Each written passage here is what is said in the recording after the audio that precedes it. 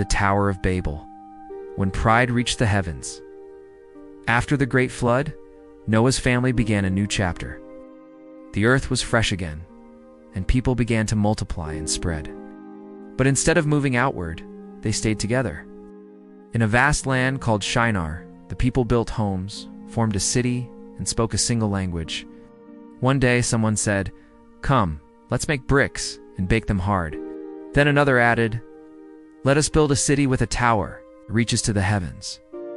Their goal wasn't to worship God, but to make a name for themselves, to stay united on their terms. The tower soared higher, stone by stone, brick by brick. It was bold, ambitious, but full of pride. And the Lord came down to see the city and the tower.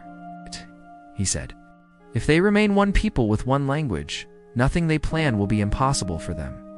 Come, let us confuse their language so they cannot understand each other." Suddenly workers couldn't understand one another. One asked for bricks, another brought water. They shouted, pointed, argued, but their words no longer made sense. And so the work stopped. The great tower was left unfinished. The people scattered across the earth, each speaking a different tongue. New languages, new nations, a world divided. The city became known as Babel, because there the Lord confused the language of all people.